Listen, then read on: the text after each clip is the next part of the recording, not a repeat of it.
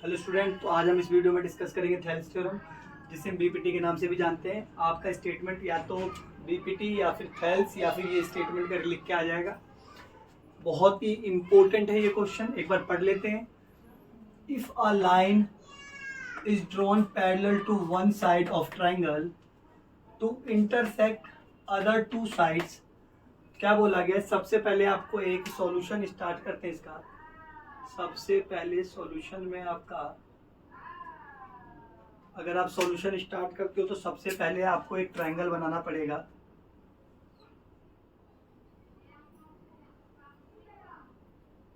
A B C, जिसमें क्या होगा, एक पैरेलल साइड खींचनी पड़ेगी। एक हम ट्रायंगल में पैरेलल साइड खींच देते हैं, ये रहा पैरेलल साइड, जिसका नाम रख देते हैं हम डी और ई।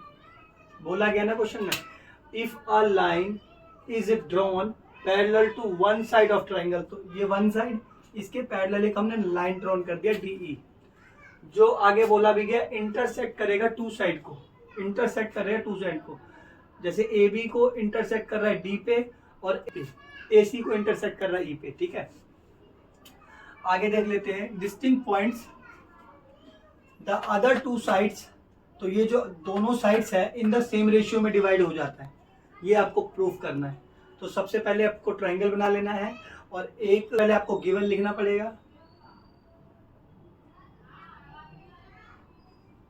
आप लिखोगे in triangle A B C इन विच, एक ट्रायंगल लिया ए बी सी जिसमें हमने एक लाइन ड्रॉ करा, अ लाइन, एक लाइन ड्रॉ करा, is parallel to B C, हमने बी सी के पैरेलल में एक लाइन ड्रॉ कर लिया। ठीक है, डी ई ड्रॉ कर लिया, एंड उसके बाद लिखो, और वो क्या कर रहा है, इंटरसेक्ट कर रहा है। इंटरसेक्ट कर रहा है किसको? अदर टू साइड्स को। अदर टू साइड्स को क्या कर रहा है? Other two sides, other two sides A B X and A C. A B और ए सी को कहाँ कर रहा है intersect? At point D and E respectively. ये आपको गिवन में लिख देना है कि ए बी को डी पे कर रहा है और ए सी को ई पॉइंट पे इंटरसेक्ट कर रहा है। ठीक है, उसके बाद आपको प्रूफ लिख देना है कि आपको प्रूफ क्या करना है। प्रूफ दैट या शो दैट आप लिख सकते हो, यानी ये दोनों साइड का रेशियो सेम होगा, यानी ए डी अपॉन में बी डी और ए ई अपॉन में ई सी। ठीक है, ये आपको प्रूफ करना है। थोड़ा सा कंस्ट्रक्शन का काम भी इसमें करना पड़ेगा आपको। कंस्ट्रक्शन का काम भी आपको अपने आप थोड़ा करना पड़ेगा। क्या करना पड़ेगा? सबसे पहले बी ज्वाइन कर दो, बी को ई से, ज्वाइन बी ई और C D, B E and C D. ठीक है, ये ज्वाइन करने के बाद आपको करना पड़ेगा एंड ड्रॉ करना पड़ेगा। एक परपेंडिकुलर ड्रॉ कर दो, इसका नाम डाल दो एम। तो आपने डी एम परपेंडिकुलर किस पे खींच दिया? ए सी पे। एंड एक और कर लेते हैं यहाँ से, ये भी परपेंडिकुलर, इसका नाम रख लेते हैं एन। तो E N perpendicular A B पे। ये आपको कंस्ट्रक्शन में खुद ही कर लेना पड़ेगा। ठीक है, इतना तो आपको खुद ही लिखना पड़ेगा। क्वेश्चन तीन नाम से आ सकते हैं, बीपीटी, थेल्स और ये स्टेटमेंट लिखी हुई आ सकती है। आपको पूरा एक्सप्लेन खुद ही करना पड़ेगा। तो सबसे पहले गिवन, फिर उसके बाद प्रूफ और फिर उसके बाद कंस्ट्रक्शन। अगर आप इतना भी करते तो भी आपको 1 मार्क्स मिलेगा। ठीक है, मगर जो मेन काम है वो आगे का काम है। अब आपको करना पड़ता प्रूफ, यानी ये कैसे प्रूफ होगा ये देखते हैं। ठीक है, सबसे पहले आप लिख देते एरिया ऑफ ट्राइंगल का फॉर्मूला आपको पता होगा। Area of triangle, area of triangle क्या होता है? 1/2 बेस इंटू में हाइट या ऑल्टीट्यूड बोल दो, बात एक ही है, ठीक है, या परपेंडिकुलर बोल दो, ठीक है। ऑल्टीट्यूड भी बोल सकते हो आप यहाँ पे, ऑल्टीट्यूड, और परपेंडिकुलर भी बोल सकते हो, ठीक है। तो मैं आपको थोड़ा बता दूं, जैसे एक ट्रायंगल होता है, ये मान लो एक ट्रायंगल है, तो ऑल्टीट्यूड क्या होगा, ऑल्टीट्यूड यानी हाइट वो होगा जो 90 डिग्री का है। जैसे इसमें ए बी सी, तो बेस क्या हो जाएगा ये वाली, और हाइट क्या हो जाएगी जो उस पर परपेंडिकुलर है वो हाइट हो जाएगी, ठीक है। बेस बी सी और हाइट हो जाएगी ए सी, ठीक है, इतना याद करना। बेस हो जाएगी बी सी और हाइट हो जाएगी ए डी, इतना आपको इसमें भी लेके चलना है। तो सबसे पहले एरिया निकालते हैं, area of triangle A D ई।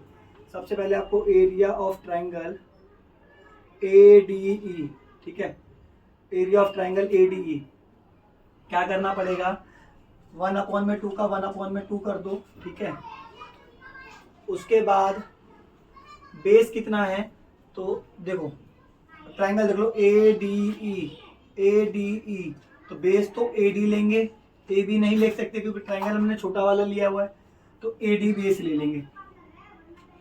और ऑल्टीट्यूड हाइट क्या लेंगे जो परपेंडिकुलर है, तो परपेंडिकुलर क्या है ई एन, देख रहे हो आप ई एन परपेंडिकुलर है, तो आप यहाँ से ले लो ई एन, ठीक है। ये हो गई आपके पास फर्स्ट इक्वेशन, ठीक है, ये ले लो आप फर्स्ट इक्वेशन मान लो। इसी तरह आपने क्या करा हुआ है, इधर से ये वाला ट्रायंगल ले लो बी डी ई, सेम जो आपने ये करा है area of triangle B D E कर लो, बी डी ई 1/2, इसमें भी यही करना पड़ेगा आपको। यहाँ पे हाइट आपके जो बेस हो जाएगा वो आपका बी डी हो जाएगा, क्या हो जाएगा बी डी, और परपेंडिकुलर सेम ई एन ही रहेगा, क्यों, क्योंकि बी डी और ए डी ये ए बी का ही पार्ट है, किसका पार्ट है, ए बी का पार्ट है। तो आप ए डी बेस लोगे तो भी परपेंडिकुलर आपको ई एन ही लेना पड़ेगा, और बी डी लोगे बेस तो भी आपको परपेंडिकुलर ई एन ही लेना पड़ेगा। तो यहाँ पे भी परपेंडिकुलर ई एन लेना पड़ेगा, ये हाइट ई एन लेनी पड़ेगी आपको, ठीक है। तो आपने ये भी ले लिया, हाइट ले ली, ठीक है। अब इन दोनों को देखते हैं सॉल्व कैसे करते हैं from equation 1 and 2।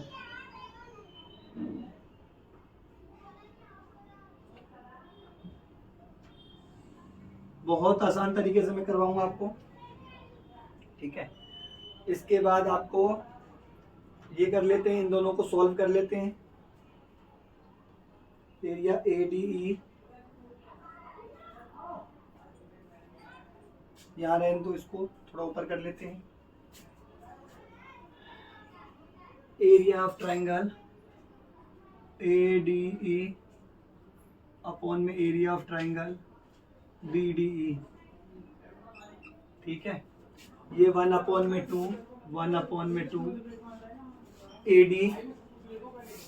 D into में ई एन, और नीचे आएगा 1/2 बी डी अपॉन में ई एन। 1/2 से 1/2 गया, ई एन से ई एन गया, तो आपका क्या बच गया, यही लिख दो, यहाँ बच गया आपका ए डी अपॉन में बी डी। इसको इक्वेशन नंबर ले लो 3, ठीक है। ये आपका हो गया। जो पार्ट हमने जो इधर से करा हमने वो इधर से कर लेते, दोबारा से ट्रायंगल ए डी ई ले लेते हैं। Area of triangle A D E, area of triangle A D E 1/2। अब की बार आपको बेस जो लेना है वो इधर की साइड से लेना, ए ई आपका बेस हो गया ए ई। परपेंडिकुलर यानी हाइट क्या होगी, हाइट आपको बोलना है, ऑल्टीट्यूड बोलना है, वो हो जाएगी आपकी डी एम, क्या हो जाएगी डी एम। तो डी एम आपकी हाइट हो जाएगी। इसको ले लो इक्वेशन नंबर ऑफ 4। जो चीज आपने इधर लिया इधर ले लो इक्वेशन सी डी ई। क्या लेना है आपको, area of triangle C D E 1/2 का 1/2, इसका बेस जो हो जाएगा ई सी होगा, क्या होगा ई सी। और आपको सेम बात जो यहाँ बताई थी वो यहाँ दोबारा से ए ई बोल दो या ई सी बोल दो, वो ए सी का ही पार्ट है, और ए सी पे क्या परपेंडिकुलर है, क्या ऑल्टीट्यूड है डी एम, तो डी एम दोनों में आएगा। इसको ले लो अब इक्वेशन नंबर 1, फिर आपको सॉल्व करना पड़ेगा from equation 4th and 5th। Triangle A D E upon में triangle C D E, CDE, 1/2 का 1/2 AE इंटू में DM, 1/2 का 1/2 EC इंटू में DM से DM गया, 1/2 से 1/2 गया, AE अपॉन में EC। ये इक्वेशन नंबर हो गया 6th। ये क्या हो गया आपका 6th हो गया। ठीक है, अब आप कंपेयर करो। कंपेयर क्या करेंगे, इक्वेशन 3rd और 6th में कंपेयर करना। इक्वेशन 3rd और 6th में क्या करना आपको, compare equation 3rd and 6th। आपको कंपेयर करना इक्वेशन 3rd और 6th में। तो आपको ध्यान देना है, एक बार ध्यान दीजिए, ADE, ऊपर भी ADE और नीचे भी ADE। ठीक है, इतनी बात समझ आ गई। अब यहाँ देखो, नीचे क्या है BDE और यहाँ बस CDE है। तो आपको ये बात ध्यान देनी पड़ेगी, BDE और CDE ये इक्वल नहीं है, मगर ऊपर वाला ADE और ADE ऊपर इक्वल है। यहाँ भी ADE है और यहाँ भी ADE है, नीचे इक्वल नहीं है। तो आपने 9th क्लास में एक थ्योरम पढ़ी होगी कि कोई भी ट्राइंगल अगर जिनका बेस एक ही हो, लिख लेते हैं, एक बार स्टेटमेंट लिख देता हूँ मैं। Triangle ADE and BDE and